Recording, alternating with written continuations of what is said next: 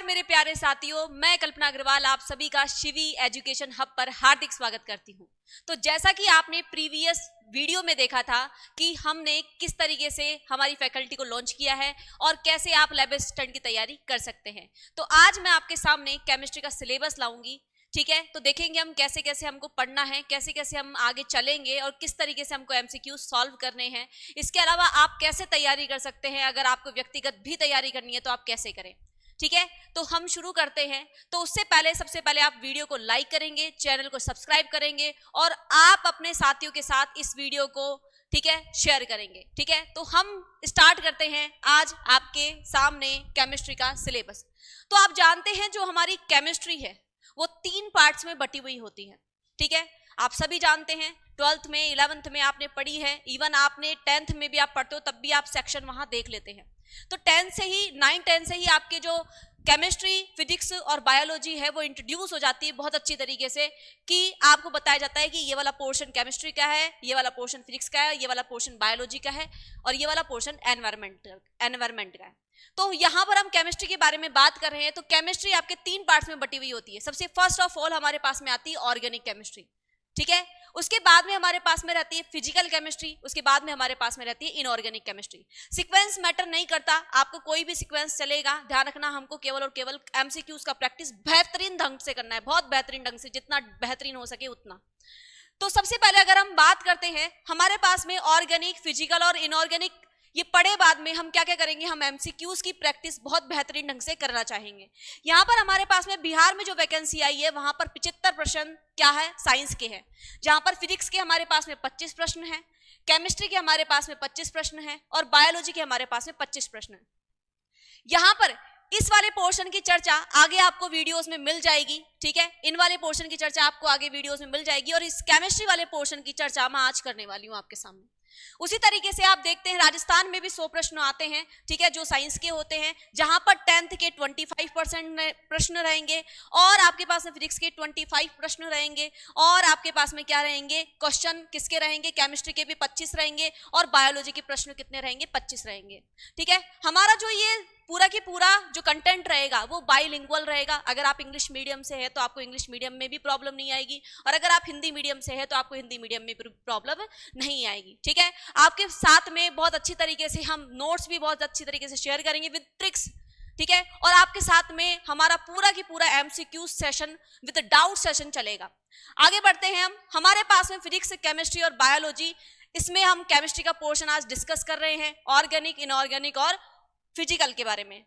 देखिए, बिहार वाली वैकेंसी में सिलेबस का कोई अच्छे से मेंशन नहीं दे रखा है, तो हमको पूरा की पूरा जो एनसीईआरटी में 11th और 12th की बुक्स है वो हमको बहुत अच्छी तरीके से पढ़नी पड़ेगी। एनसीईआरटी को हम बिल्कुल बेस बना करके फिर जो बिल्कुल बेसिक लेवल है उससे एडवांस लेवल की ओर बढ़ेंगे। ठीक है, एनसीईआरटी में आपको अगर कोई भी टॉपिक दे रखा है तो वो हम बिल्कुल अच्छी तरीके से पढ़ करके चलेंगे। ध्यान रखिएगा, क्वेश्चन कभी भी इतना डीप नहीं बनता जितना आप सोच करके चलते हैं। अगर आपने एनसीईआरटी नहीं पढ़ी है और अगर आप 10 जगह पढ़ करके आ रहे हैं तो आप बहुत बड़ी गलती कर रहे हैं। ध्यान रखना, इस तरीके से तो आप नौकरी तो क्या चपड़ासी भी नहीं बन पाएंगे। यस, तो ध्यान रखिएगा, हम बढ़ रहे हैं सबसे पहले हमारे केमिस्ट्री के पोर्शन पर। सबसे पहले राजस्थान में इसको बहुत अच्छी तरीके से एक्सप्लेन कर रखा है, एलोबरेट कर रखा है। इस बात का ध्यान रखना कि राजस्थान में सिलेबस जो मैंने लिखा है वो तो आएगा ही आएगा और कुछ बदलने की संभावना है। ठीक है, आगे देखिए, सबसे फर्स्ट हमारे पास में आवर्त सारणी एवं परमाणु गुणधर्म, पीरियोडिक टेबल एवं atomic properties and atomic properties. इसमें आप क्या क्या पढ़ोगे, इसमें आप सारे के सारे पढ़ते हैं electron, neutron, proton, J Thomson का model, Rutherford model, Niels Bohr model, आप इसमें हाइड्रोजन स्पेक्ट्रम पढ़ते हैं, क्वांटम थ्योरी पढ़ते हैं, 4 क्वांटम नंबर्स पढ़ते हैं, क्या होता है पाउली एक्सक्लूसिव प्रिंसिपल, और इसके अलावा आप क्या पढ़ते हैं, half fill and fully filled stability orbits. ठीक है, इसके अलावा अगर हम सेकंड पोर्शन की ओर आते हैं तो वो होता है हमारे पास में S block and P block. S block और पी ब्लॉक में अगर आप बात करते हैं तो आपके चैप्टर नंबर 1 से भी कुछ क्वेरीज निकल करके आती है, चैप्टर नंबर 2 से भी कुछ चीजें निकल करके आती है, और इसके अलावा अगर हम खुद पूरे पोर्शन की बात करते हैं जो कि हमारे सिलेबस में हट चुका है, पर इस बात का ध्यान रखिएगा वो सिलेबस में हटा है पर ध्यान रखना उनका इंट्रोडक्शन हमारी बुक्स में आज भी है। ठीक है। अगर हमारी बुक्स में आज भी इसका इंट्रोडक्शन है तो क्वेश्चन बनने में कोई वो कोतवाही नहीं बरतेगा। अगर सिलेबस में मेंशन है तो वो जरूर के जरूर क्वेश्चन देगा। और वैसे भी अगर आप केमिस्ट्री पढ़ रहे हैं तो S block, P block, D block और एफ ब्लॉक का कम से कम आपको इंट्रोडक्शन आना ही चाहिए। यहाँ पर केवल और केवल आपको एस ब्लॉक और पी ब्लॉक दे रखा है। मैं आपको डी और एफ ब्लॉक के भी कुछ आपको टॉपिक्स, ट्रिक्स कि आप क्वेश्चन अगर आ जाता है बेसिक लेवल में भी तो आप उनको सॉल्व कर पाए कि इसका परमाणु क्रमांक क्या होगा, इसका प्रतीक चिन्ह क्या होगा, ये एलिमेंट या ये तत्व किस आवर्त सारणी से या किस आवर्त सारणी में कौन से ब्लॉक से, किस वर्ग से ये बिलोंग करेगा। ठीक है, आगे बढ़ते हैं हम रासायनिक साम्य और केमिकल इक्विलिब्रियम जिसे हम कहते हैं। इसमें आप क्या पढ़ते हो कि रासायनिक साम्य क्या होता है, कैसे अभिक्रियाएं रासायनिक साम्य की ओर बढ़ती है, रासायनिक साम्य कितने तरीके के होते हैं या जो साम्य अवस्था होती है वो कितने तरीके की होती है, ले चैटलियर प्रिंसिपल, ला शातेलियर नियम कैसे कैसे हमारे पास में लागू होता है।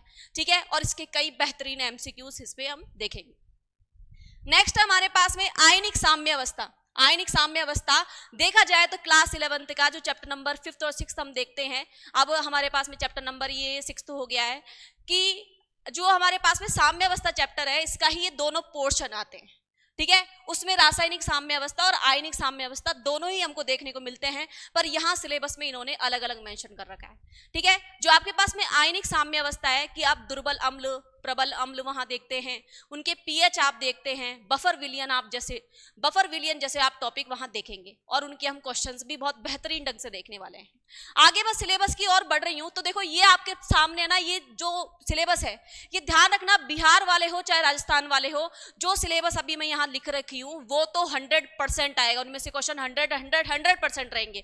और इसके अलावा जो भी एनसीईआरटी में टॉपिक्स है वो तो मैं सारे करवाऊंगी ही। इसके अलावा जो हमारे पास में प्रीवियस ईयर में जो क्वेश्चन बने हुए हैं उनको हम साथ में लेते हुए फिर इन चैप्टर्स को पढ़ेंगे, ध्यान रखिएगा। आगे बढ़ते हैं तो हमारे पास में नेक्स्ट है जो यूनिट नंबर 5 होती है वो आती है विलियन। ठीक है, विलियन में आप क्या देखते हो, ध्यान रखना, जो हमारे पास में जो द्रव्य होता है, जो मैटर होता है, उसको आप मेजरली 3 पोर्शन में देखते हैं। एक होता है हमारे पास में ठोस जिसको हम सॉलिड कहते हैं, एक होता है द्रव जिसे हम लिक्विड कहते हैं, और एक होता है हमारे पास में गैस जिसे हम क्या बोलते हैं, सिंपल गैस बोलते हैं। इनके पहले एक एक चैप्टर्स थे, अब नहीं है। ठीक है, हमारे पास में क्लास 12th में केवल एक चैप्टर देखने को मिलता है विलियन। ठीक है, पहले हमारे सिलेबस में ठोस का जिक्र था, अब संभावना है वो ठोस वाला चैप्टर हट जाए। ठीक है, क्योंकि हमारी एनसीईआरटी में उसको मेंशन नहीं कर रखा है, हमारी एनसीईआरटी से उसको हटा दिया गया है, इवन नीट एग्जामिनेशन से हटा दिया गया है, नर्सिंग एग्जामिनेशन से हटा दिया गया है, तो आपके एग्जाम में नहीं आना चाहिए, ये संभावना है। ओके, आगे हम बढ़ते हैं कि सॉल्यूशन वाले चैप्टर में आप क्या क्या पढ़ेंगे। सॉल्यूशन वाला चैप्टर क्लास 12 से बिलोंग करता है। सॉल्यूशन चैप्टर में आप क्या देखते हो कि विलयन क्या होता है, विलय क्या होता है, विलायक क्या होता है, और अगर आप सॉल्युबिलिटी, विलयता की बात करते हैं तो वो क्या होता है, अगर आप किसी भी चीज को किसी भी चीज में मिक्स कर रहे हैं तो आप परसेंटेज कैसे निकालेंगे, कैसे उसकी जो कंसंट्रेशन है, सांद्रता है, उसके बारे में बात करेंगे। विलयन कितने प्रकार के होते हैं, कैसे, क्या आप हेनरी लॉ पढ़ते हो, आप ले चैटलियर प्रिंसिपल पढ़ते हो, आप राउल्ट्स लॉ पढ़ते हो, और इसके अलावा सबसे बेहतरीन इसमें टॉपिक आता है वो आता है आपके पास में अणुसंख्यक गुणधर्म, that is colligative properties. Yes, तो ये यहाँ से क्वेश्चन बहुत बेहतरीन बनता है। ध्यान रखना, जितना आपको ये सिलेबस बहुत टफ लगेगा पर है नहीं, अगर हम जितनी तरीके से, बहुत अच्छी तरीके से हम करने वाले पूरे के पूरे कोर्स को, यहाँ पर हम एनसीईआरटी को बेस रख करके इसमें हम जो पढ़ेंगे वो बाइलिंगुअल रहेगा। इसके अलावा जब मैं पढ़ा रही हूँ तो टेंशन लेने की बात ही नहीं है। ठीक है, आगे देखिएगा, हाइड्रोकार्बन, सॉरी, नेक्स्ट हमारे पास में है नोमेनक्लेचर। यहां से क्वेश्चन 100 और 101% हमेशा बन करके आता है, और मिनिमम ये आपको 2 से 3 क्वेश्चन केवल नोमेनक्लेचर से देकर के जाता है। मिनिमम से मिनिमम 2 से 3 क्वेश्चन आपको ये देकर के जाता है। Nomenclature and general properties of organic compounds, कार्बनिक यौगिकों का नामकरण व रासायनिक गुणधर्म। ठीक है, रासायनिक गुणधर्म, कार्बनिक यौगिकों का नामकरण, ठीक है, उनके गुणधर्म के बारे में हम बात करते हैं तो हम सबसे पहले देखते हैं कि क्या होता है आयुपैक नेम।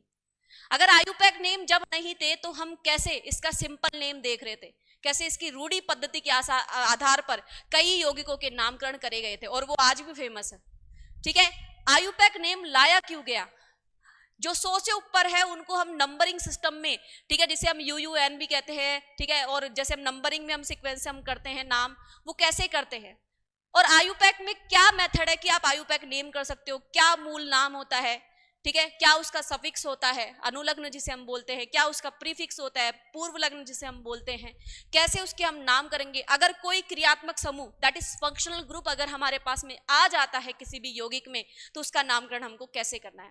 मैंने कहा जैसा कि भैया आपके पास में 2 या 3 क्वेश्चन इजी वे में आपको इस पूरे की पूरे क्वेश्चन पेपर में देखने को मिलेंगे, केवल और केवल नोमेनक्लेचर से। उसके बाद में आप हाइपर कॉन्जुगेशन, ठीक है, आप देखते हो इंडक्टिव इफेक्ट, आप देखते हो मीजोमेरिक इफेक्ट देखते हो, ठीक है, इस तरीके से आप इलेक्ट्रोमेरिक इफेक्ट देखते हो। ये सारे के सारे आपके बेसिक ऑर्गेनिक केमिस्ट्री बनाते हैं। बेसिक मतलब कि भैया इसमें अगर ये ग्रुप आ रहा है तो इसमें इंडक्टिव इफेक्ट लग रहा है, कि आपके पास में मीजोमेरिक इफेक्ट लग रहा है, अनुनादी प्रकृति लग रही है, कि प्रेरणिक प्रभाव लग रहा है, कि हमारे पास में इलेक्ट्रोमेरिक प्रभाव लग रहा है। ठीक है, आगे की ओर बढ़ते हैं। हमारे पास में कई विधियां भी रहती है कि कैसे आप ना इन कार्बनिक यौगिकों का निष्कर्षण करते हो कि इसके बॉइलिंग पॉइंट इतना है और फ्रीजिंग पॉइंट इतना है। आप इसको ना डिस्टिलेशन जिसे हम आसवन विधि भी बोलते हैं, प्रभाजी आसवन विधि से आप कैसे अलग करेंगे, अलग अलग यौगिकों की पहचान करना आपको सिखाते हैं। इसके अलावा अगर हम देखते हैं हाइड्रोकार्बन वाला चैप्टर, जो पूरा की पूरा कहां से बिलोंग करता है, आपके पास में कार्बन और हाइड्रोजन, जो कि एक बेसिक चैप्टर है आपके पास में। ये पूरा जीओसी का बेसिक आता है, यहाँ पर जर्नल ऑर्गेनिक केमिस्ट्री के बारे में यहाँ बात की जाती है, और उसका थोड़ा सा एप्लीकेशंस यहाँ बात कर लेते हैं। यहाँ पर हम देखेंगे क्या होता है एल्केन, क्या होता है एल्कीन, क्या होता है एल्काइन। ठीक है, इसके अलावा हम ये भी देखेंगे कि भैया हमारे पास में एल्केन, एल्कीन और एल्काइन जैसे टॉपिक्स हैं, तो उसको हम कैसे पढ़ने वाले हैं। ध्यान रखना, कभी भी आप ऑर्गेनिक चैप्टर को पढ़ते हैं तो वो 4 पोर्शन में बटा हुआ रहता है। पहला पोर्शन आपके पास में जाता है नोमेनक्लेचर का, जिसे हम बोलते हैं नामकरण, कि भैया ये फलाना, ये डिमका, ये ऑर्गेनिक कंपाउंड है, इसकी संरचना कैसी है, ठीक है, संरचना है, इसके जो अदर मेंबर्स है, उसके और सदस्य हैं, उनका नाम हम कैसे कैसे करेंगे, उसमें कोई विशेष बात है, ठीक है, तो उन विशेष बातों को हम पढ़ते हैं। और अगर हम बात करें तो सेकंड पोर्शन इसका क्या आता है कि आप इनको बनाओगे कैसे, कि लैब में ये प्रिपेयर कैसे होते हैं। लैब में प्रिपेयर होने के साथ साथ में आप जब थर्ड पोर्शन की यहाँ बात करते हो, थर्ड पोर्शन में आपको बताई जाती है फिजिकल प्रॉपर्टीज, जिसे हम क्या बोलते हैं, भौतिक गुणधर्म। क्या बोलते हैं, भौतिक गुणधर्म। इसमें आप देखते हो इसका रंग कैसा है, इसका रूप कैसा है, इसका बॉइलिंग पॉइंट कैसा है, इसका मेल्टिंग पॉइंट कैसा है, ये अगर रहेगा तो ठोस अवस्था में रहेगा, कि द्रव अवस्था में रहेगा, कि गैस अवस्था में रहेगा। ठीक है, यहाँ इसके बाद में हम इसके फोर्थ पोर्शन की ओर बढ़ते हैं। तो फोर्थ पोर्शन में आप हमेशा क्या पढ़ते हैं, फोर्थ पोर्शन में आप पढ़ते हैं कि अगर ये एल्केन, एल्कीन, एल्काइन बन गया तो ये इसके साथ में, जैसे मान लो ऑक्सीजन के साथ में कैसे अभिक्रिया करेगा, या किसी भी मेटल के साथ में कैसे अभिक्रिया करेगा, निर्भर करता है उसके गुण कैसे। तो ध्यान रखना, ऑर्गेनिक को हम हमेशा 4 पोर्शन में पढ़ते हैं। नामकरण देखते हैं, उसका नोमेनक्लेचर देखते हैं, इंट्रोडक्शन देखते हैं, सेकंड वो बनता कैसे है, उसकी प्रिपरेशन देखते हैं। थर्ड अगर हम बात करते हैं तो भैया थर्ड हमारे पास में रहेगी फिजिकल प्रॉपर्टीज, दैट इज भौतिक गुणधर्म। और चौथे की अगर हम बात करते हैं तो भैया चौथा हमारे पास में क्या रहेगा, चौथा रहेगा हमारे पास में वो दूसरे तीसरे लोगों के साथ में, मतलब जो भी कंपाउंड्स आपके पास में, वो कैसे कैसे उनके साथ में अभिक्रिया करेगा, केमिकल रिएक्टिविटी या केमिकल रिएक्शन जिनको हम बोलते हैं। ठीक है, तो ये जरूरी नहीं है केवल इतना ही पोर्शन रहे, जैसे कि मैंने आपको पहले भी बोला है कि जुड़ने की संभावनाएं हैं, पर जितना ध्यान रखना, ज्यादा ये पोर्शन जो आपके सामने लिखा हुआ है ये कंफर्म है। जब तक आपके सामने सिलेबस नहीं आता है, हम 11th और 12th तो पढ़ेंगे ही पढ़ेंगे, और अगर कुछ ऐड होता है तो मैं बैठी हूं ना, आप क्यों टेंशन ले रहे हो। आपके सीवी एजुकेशन हब के जो हमारे सर हैं, वो बेहतरीन फैकल्टी आपके यहाँ लॉन्च कर रहे हैं। और आपको कोई भी क्वेरी हो तो प्लीज आप कमेंट बॉक्स में अपनी क्वेरीज को, अपनी शंकाओं को लिखिए, हमको मैसेज करिए। आपके पास में व्हाट्सअप नंबर भी है, सर ने इस प्रीवियस वीडियो में व्हाट्सअप नंबर दिए थे, ठीक है, आपके सामने अभी व्हाट्सअप नंबर भी लिख देंगे। तो उसके बाद में हम क्या करेंगे, जैसे आपके सामने क्या रहेगा, मेरा प्लान क्या रहेगा, मैं सबसे पहले आपके सामने जो सिलेबस है, ठीक है, सिलेबस है, ये सिलेबस आपके सामने जो भी रहेगा उसको हम पहले फिजिकल, इनऑर्गेनिक और ऑर्गेनिक में बदल करके देखेंगे कि हमको कौन कौन से चैप्टर हमको पढ़ने हैं। अगर आपके पास में ये चैप्टर हो जाते हैं तो हम क्या करेंगे, सबसे पहले NCERT को लेकर के, है ना, प्लस हमारे जो क्लास नोट्स रहेंगे उनको साथ में लेते हुए, अगर ये हमारे पास में जाता है, उसके बाद में हम थर्ड लेकर के चलेंगे MCQs। MCQs तो मैं बाद में मान के चलती हूँ, इन MCQs को जब मैं बनाऊंगी, इन्हीं में ही क्या इन्वॉल्व रहेंगे, PYQ। ध्यान रखना, किसी भी जंग में जा रहे हो और उससे पहले अगर रिहर्सल नहीं हुई तो कोई मतलब नहीं, अभ्यास करना पड़ेगा आपको। और मैंने जैसे पहले भी कहा था कि ध्यान रखिएगा कि आप एक चीज को 10 बार पढ़िए, ना कि 10 चीजों को एक बार, ठीक है। जितना आप अपनी तलवार पर धार देंगे उतना ही आपकी तलवार आगे युद्ध के मैदान में आपको शिकस्त नहीं खाने देगी, इस बात का ध्यान रखिएगा।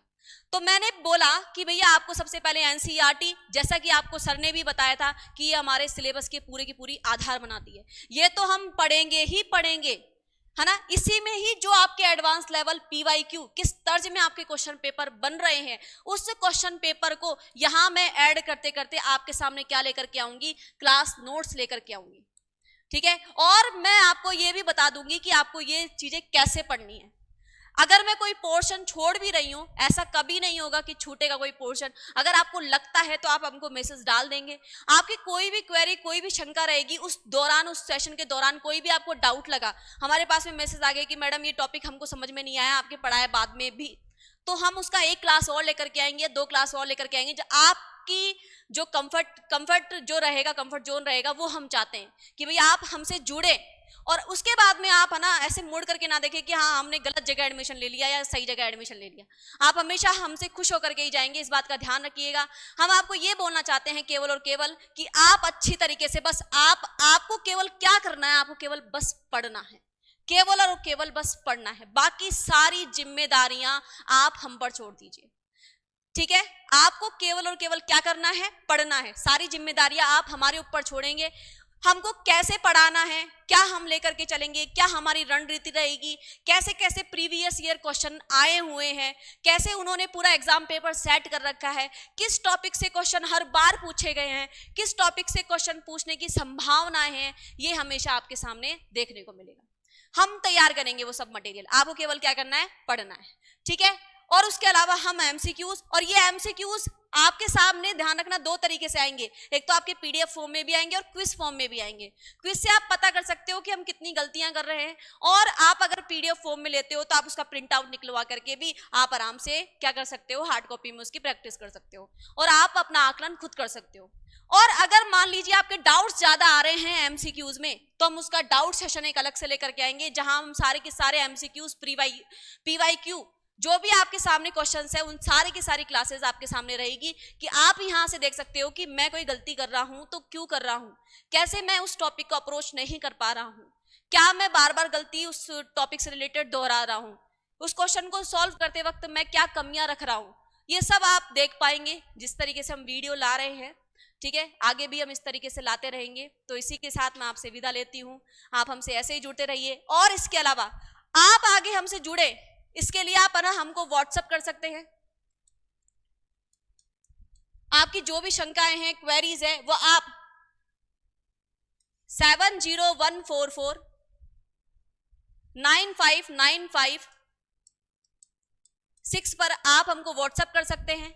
और इसके अलावा आप इसी वीडियो के नीचे कमेंट बॉक्स में भी हमको कमेंट कर सकते हैं। इसी के साथ मैं आपसे विदा लेती हूं। Thank you so much. जय हिंद, जय भारत, राधे राधे।